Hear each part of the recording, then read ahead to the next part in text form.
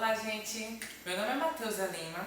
eu sou estudante de Filosofia pela Universidade do Estado da Bahia, estou no quinto semestre da UNEB, de Filosofia em UNEB, e esse vídeo vai direcionado aos estudantes do ensino EJA, na modalidade fundamental, do Colégio Municipal Roberto Santos, ou Robertinho, como também é conhecido, e localizado aqui no bairro do Cabula, pertinho da nossa universidade. Essa atividade de extensão que eu dediquei com vocês, alunos do EJA, contou com alguns comentários, algumas discussões sobre questões de gênero,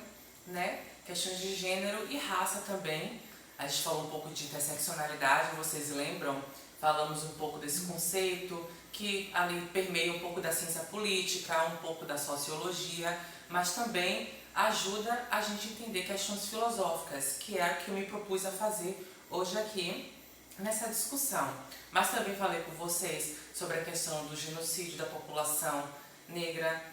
mais embasamente o genocídio do jovem negro como uma questão de violência de gênero aqui no Brasil, Também trouxe questões de discussões a partir do discurso da Sojourner Truth, Eu Não Sou Uma Mulher, também o poema do Luiz Gama, conhecido como A Boda Rara. Então a gente pode discutir sobre essas questões da colonialidade, do gênero, o que essas questões de uma história colonial, de uma questão de subalternização dos corpos, das nossas ideias, mentes enquanto pessoas que foram colonizadas em um certo período histórico, A gente vive essas questões do gênero, E por isso que para essa aula de hoje, que está sendo ministrada via tecnologia, eu espero muito que vocês consigam estar absorvendo o que eu estou falando aqui para vocês. Hoje eu vou falar sobre a fenomenologia, a discussão de gêneros na fenomenologia existencialista e também da fenomenologia decolonial, E o que é isso, a fenomenologia, nessas questões de gênero principalmente? A fenomenologia, na filosofia, se dedica a estudar fenômenos, como já está falando, E esses fenômenos, eles podem ter suas diversas interpretações, dependendo das leituras que essas fenomenologias façam através da história, Pode também ser da cultura. A gente pode fazer uma fenomenologia da consciência dos indivíduos, Então uma fenomenologia que parte de uma psicologia, de uma chamada psicanálise, para vocês que não conhecem esse termo. Mas enfim, essa fenomenologia que a filosofia estuda se dedica a olhar para esses fenômenos que acontecem por esses produtos históricos, culturais, e tem a pretensão de estabelecer ontologias para essas existências, Então, a fenomenologia se dedica a olhar os estudos das experiências dos sujeitos, das experiências que elas vivem na sua existência. Então, a questão da existência é fundamental para se estudar a questão da fenomenologia na filosofia. Tudo bem? Então, depois de falar o que é a fenomenologia na filosofia, de estudar essas percepções humanas, desses conteúdos históricos e colocá-los em uma ontologia, que significa essa questão do ser, o que é o ser humano, o que é ser mulher, o que é ser negro, tudo isso parte de uma compreensão fenomenológica. Eu olho para questões sobre a sociedade, Vou ter uma leitura a partir disso, vou classificá-la, vou dividi-la, vou fragmentar, estudar, analisar rigorosamente essas questões da sociedade para dedicar uma categoria para elas, uma categoria de ser mulher, uma categoria de luta política enquanto mulher, uma categoria de libertação da mente, libertação do corpo, quando a gente fala de escravidão, Os estudos fenomenológicos de raça são muito dedicados hoje onde a gente vai chegar, que é sobre a decolonialidade, mas também fora disso, para criticar uma colonialidade, como o Fanon, por exemplo, que ele faz uma fenomenologia da cultura e da raça através dessa compreensão da consciência dos indivíduos, Mas hoje eu vou falar de uma fenomenologia embasada no gênero, e que começou, não foi estabelecida, mas que teve muita importância com a filosofia de Simone de Beauvoir, uma filósofa francesa que ali entre os séculos 20, nos anos 1940, 1945, ela lançou seu deu seu dedicadíssimo livro chamado O Segundo Sexo. E nesse livro, ela se dedica a analisar a questão da sujeição das mulheres. A Beauvoir, a Simone de Beauvoir, como uma boa fenomenológica, né, e existencialista, ela olhava para essas experiências das mulheres, da condição de ser mulher, e ela pegava, através dessas experiências, que são diversas, né, vividas entre as mulheres, uma experiência feminina singular, que era o que? Dessa questão da sujeição, dessa questão de uma privação de um espaço em que ela não tivesse, em que a mulher não tivesse essa força produtiva e somente se dedicasse à força reprodutiva. Ou seja, aquelas questões que a gente bem sabe de constituição de família, do papel de mãe, né, de conseguir ali dedicar sua vida a ter filhos, a cuidar do espaço doméstico, que foi totalmente privatizado à mulher, né? Enquanto o espaço público, e principalmente na compreensão da filósofa sobre o Estado como essa ferramenta política pública, né, de conseguir direitos, era o homem que comandava. E o homem também tinha poder estatal, tinha um poder do Estado que conseguia atribuir estatutos às mulheres, né? Tipo assim, vou instituir juridicamente que você é uma mulher, portanto você vai ter direito à propriedade se você casar com um homem. E a gente bem sabe, né? Não sei, a cultura mais antiga brasileira tinha aquela questão toda de formar casamentos, né? De famílias ricas, porque tudo isso interessava a questão de propriedade, de ter dinheiro, né? E a Simone de Beauvoir, ela conseguia enxergar que o Estado outorgava, né, dava o estatuto para a mulher, né, para ser mulher, e também concentrava para si esses interesses de constituição de família. Tipo, uma coisa que devia ser tão natural como formar famílias, era uma coisa que ainda se concentrava no poder estatal. O Estado promovia essa discussão, promovia que os homens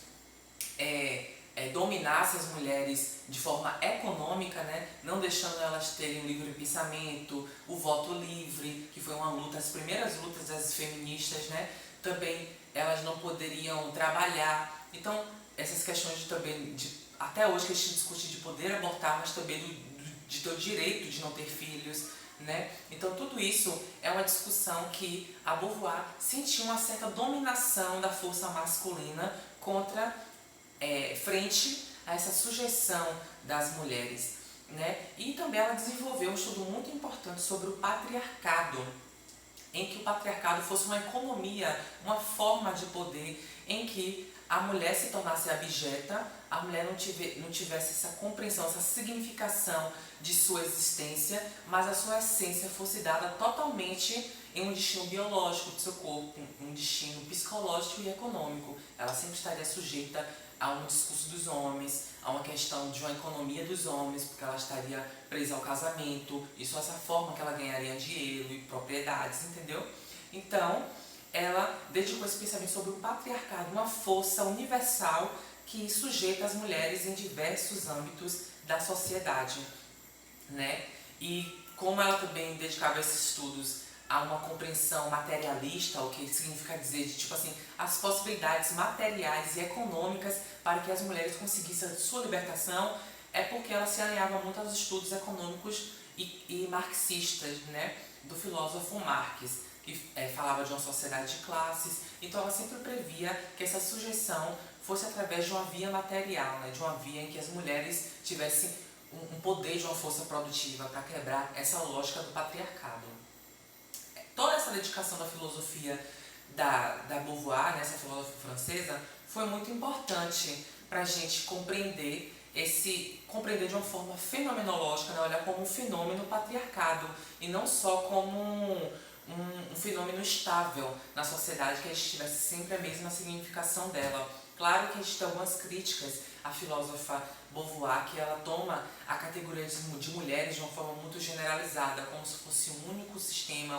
uma única relação de gênero dada, né, entre dois, que se chama binarismo, essa questão de você ver ou somente homens ou somente mulheres, e na verdade ver sempre o patriarcado como essa economia dos homens que imperam-se contra mulheres. sendo que hoje a gente tem outras releituras, como a que eu vou introduzir agora, chamada Fenomenologia Decolonial. A Fenomenologia Decolonial surge através de vários estudos da ciência política, da sociologia, enfim, das ciências humanas, que serve, né, nessa intenção de compreender todo o processo histórico colonial, né, e classificar, delinear, né, decalcar a partir disso os limites de uma colonialidade e como essa colonialidade não se deu só em um momento histórico, tipo assim, com a expansão dos portugueses pelo interesse de terras, né, por colonizar lugares e acabar criando esse sistema de escravização que a gente bem conhece, né. Porém, a colonialidade também serve como uma extensão desse poder que se deu historicamente. A colonialidade também se desenvolve como um tipo de subjetividade, uma formação de mente, uma capacidade mental, né, de ver o mundo, de compreender o mundo. Então, essa colonialidade tem os seus limites, tem as suas formas de se dar no mundo e principalmente ela, concordando com essas filosofias, né, decoloniais, onde esses estudos se dedicam sobre essas questões históricas, esses processos históricos, né? Então perceber os sujeitos subalternizados, colonizados e os colonizadores através de um fenômeno histórico, é de perceber essa mente em que a gente se põe como sujeitos subalternos, ou também a gente ressignifica essa subalternidade e a gente reivindica pela nossa libertação enquanto um povo igualitário, enquanto um povo autônomo e também de tirar as amarras, desvendar essas amarras que prendem a gente nessas questões de raça, categorias essencialistas de raça e de gênero. Antes de eu avançar a nossa explicação, né, eu queria fazer um paralelo, na verdade, uma concordância entre a fenomenologia existencialista de Beauvoir com a fenomenologia decolonial, no quais elas se parecem quando elas vão se dedicar a criticar essencialismos. Tanto a filosofia de Beauvoir, como ela é existencialista, ela não defende que a questão do ser mulher, a questão de você construir o seu gênero, se dê na essência, que somos naturalmente, essencialmente, mulheres ou homens, e sim que essa construção se dá na existência. Da mesma forma, a fenomenologia decolonial quebra com todos os essencialismos biológicos, essencialismos de raça, que foram classificados, né, como forma de inferioridade de um povo, seja indígena, seja afrodescendente, e também essas classificações essencialistas da sexualidade, do sexo, do desenvolvimento anatômico, né? Porque para as mulheres negras, que antes eram tidas como objetos de mercadoria, né? Nessa economia patriarcal e também capitalista, elas eram apenas objetos de reprodução sexual ou então de mercadoria, então elas não teriam gênero, assim como os homens negros. Então, nessa economia do gênero, nessa questão de ver o gênero, se a gente for analisar bem, as civilizações europeias que tinham gêneros, as mulheres brancas que possuíam gêneros e poderiam lutar frente à política pedindo um voto livre, pedindo um direito ao trabalho, enquanto essas mulheres negras já trabalhavam demais e não possuíam nem essa liberdade de pedir por reivindicações políticas, tal como os homens negros, né, e indígenas. Então a gente tira daí que a fenomenologia decolonial, ela muda seu olhar um pouco dessas colônias, né, desses discursos universais que saem lá desses países europeus, que saem lá desses países bem conhecidos, né, que centralizam os discursos do mundo e foca mais nessas questões latino-americanas, nas comunidades afrodescendentes, nas tribos antes de uma colonização, de uma pré-colonização. A gente também tem que observar esses fenômenos do gênero, da raça, que não existiam para alguns autores, né? Nessas tribos e aldeias antes de uma colonização, né? Antes de uma expansão marítima. E nessa fenomenologia decolonial eu cito aqui a teórica em gênero, uma intelectual muito importante de gênero, e antropóloga, chamada Rita Segato. Ela desenvolveu vários trabalhos na compreensão do gênero e da raça na América Latina, mas também vários trabalhos no Brasil. Ela se debruçou em observar as questões das violências de gênero das mulheres indígenas da FUNAI, né? Que é esse órgão, essa fundação de uma comunidade indígena, né, brasileira. E aí ela foi dedicar seu relato etnográfico, né, que é um método da antropologia, de olhar essas vivências de mulheres indígenas e ver que elas também passam por violências de gênero dentro da aldeia. Ela se pergunta, existe então dentro dessa aldeia, se a gente for imaginar também uma sociedade antes de ser colonizada, existiam já formas de patriarcado, existiam formas de violências de gênero que as mulheres eram submetidas, subjugadas? A resposta é meio que sim, que não, mas que na verdade essas sociedades que elas chamam de pré-intrusão, porque a intrusão é do Estado, a intrusão é da colonial modernidade, é dessa ordem que a gente está hoje, de uma modernidade, né, desse discurso liberal, desse discurso democrático que é vendido como moderno, né, tipo, as leis que são modernas, o Estado que são modernos, em garantir proteção para qualquer corpo, para qualquer cidadão, porque o discurso hoje é esse, da cidadania. Porém, quando a autora Rita Segato fala sobre uma comunidade, uma sociedade pré-intrusão, ela está falando dessas sociedades que antes de uma colonização e também que hoje convivem em paridade com essa colonial modernidade, nessa forma de poder, esse Estado, então convive em paridade com ela consegue dar outra lógica de vivência que não a democrática, né, oferecida pelo Estado, oferecida pela mão do Estado, que a autora vai dizer que esse Estado oferece com a mão que o dia já tirou. O que ela quer dizer com isso? Que na colonização, nesse processo, eu estou falando do processo histórico mesmo, de expansão marítima, de colonização e tomada de lugares, né, escravização de indígenas e afrodescendentes, esse processo histórico estabeleceu uma lógica de gênero que eu já comentei aqui, né? As mulheres negras, as mulheres indígenas não eram vistas a partir desse gênero e foram tidas como objetos, mas depois de um tempo, com o desenvolvimento das repúblicas, né, liberais, dessas sociedades independentes que não precisam mais das colônias francesas, inglesas, americanas, de todos esses tipos, e se tornam repúblicas independentes como a nossa brasileira, né, que é um país independente hoje, diferente de outros países que ainda não conseguiram essa independência ainda hoje. A gente pode falar que mesmo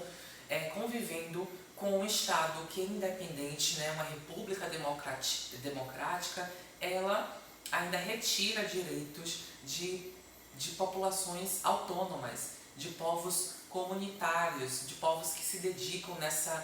em um outro tipo de vida, que é uma vida de aldeia, é uma vida de ancestral com essas questões indígenas, né? Então a gente ainda pode dedicar esse pensamento e pensar que hoje existem esses mundos que participam de aldeias, né, que são outras lógicas políticas de vivência, de estabelecer uma comunidade, né, uma segurança através do coletivo e não do indivíduo. A gente tem que pensar que essas aldeias, essas tribos, tanto hoje quanto nas sociedades antes de uma colonização,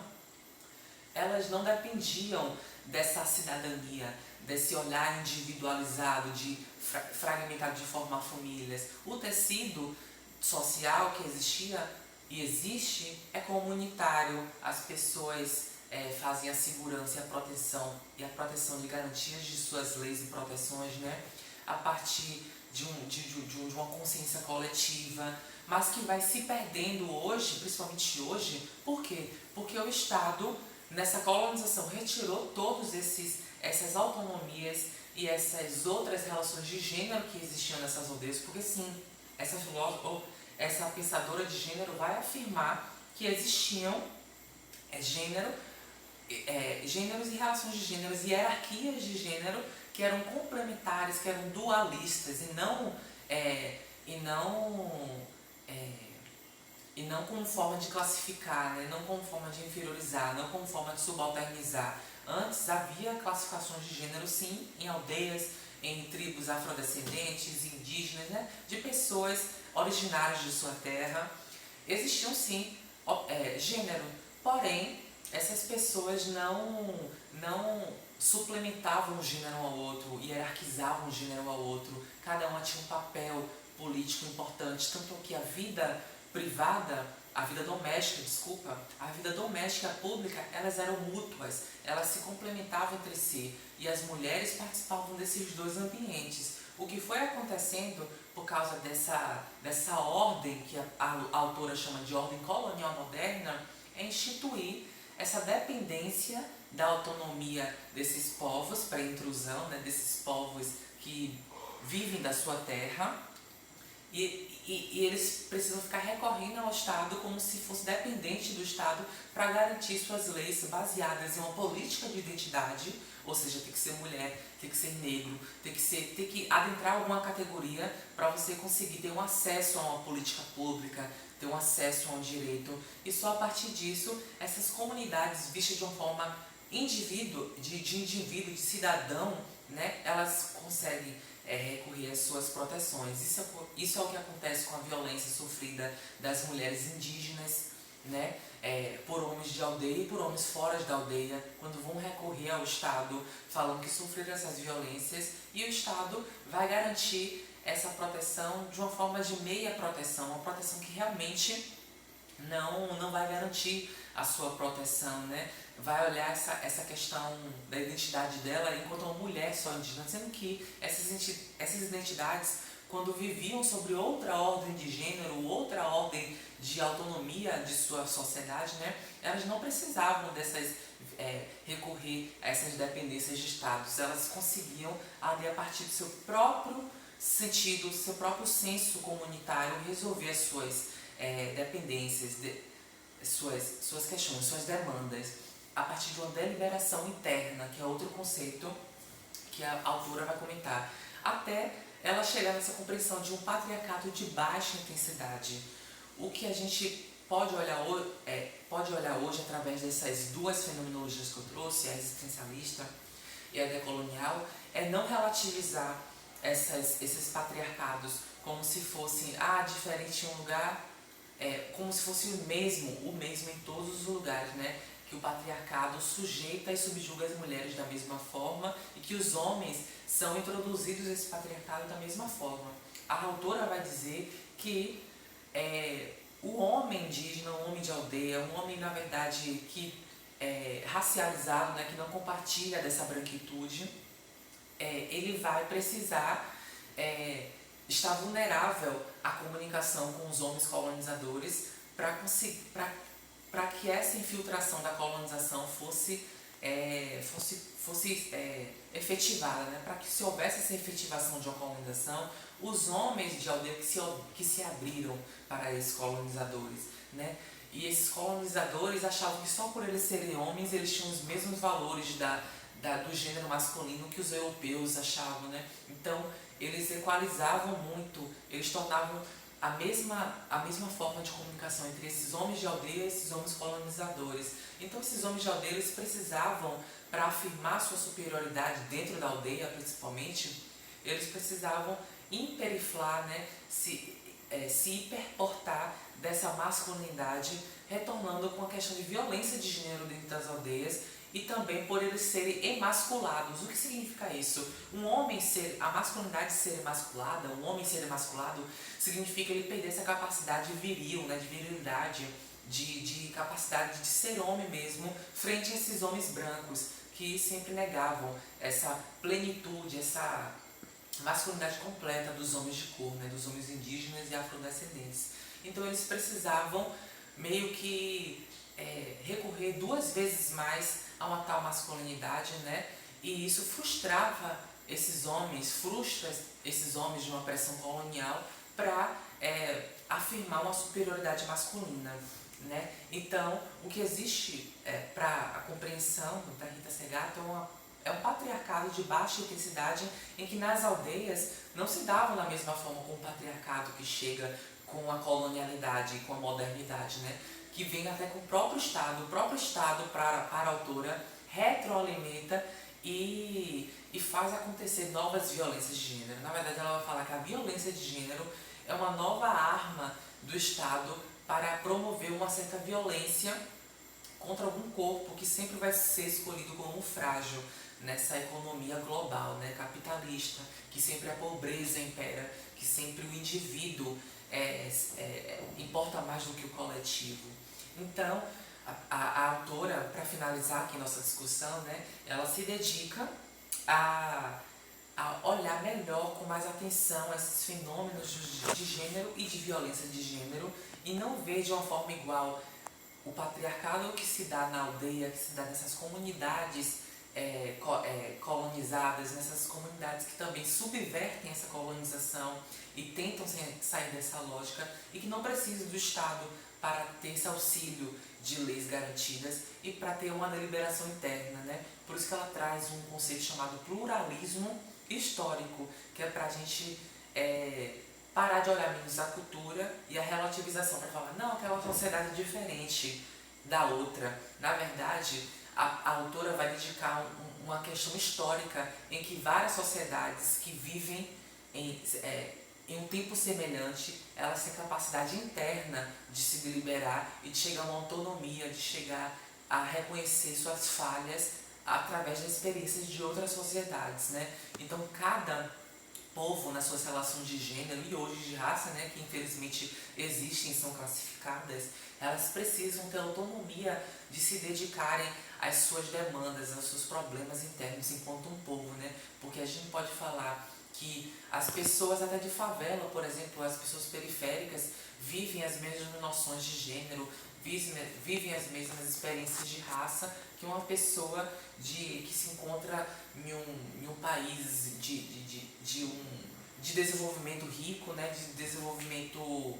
capitalista, e que as mulheres estão muito mais à frente nessas questões de ter empregos, nessas questões de ter respeitos e leis garantidos. Então, a gente precisa, na hora de analisar o gênero feminino em várias sociedades diferentes, não de forma relativista. Aquela sociedade vive de uma forma diferente, então pode praticar essas violências de gênero de acordo com elas mesmas. Não, elas têm capacidade também de se dedicar e descobrir por si mesmas, dadas essas capacidades a elas, né, para ter uma saída, uma liberação desses conceitos que se estabilizam tanto, né, entre homens, mulheres, pessoas negras, racializadas, e que elas podem ser muito mais do que isso, e que elas podem conquistar ferramentas políticas fora dessa lógica do Estado e que promove essa liberdade e autonomia desses povos que um dia foram colonizados, mas estão sempre à frente de uma libertação do seu povo. E é isso, muito obrigada e espero que vocês tenham compreendido e a gente possa discutir muito sobre isso em outro momento, ok? Beijos!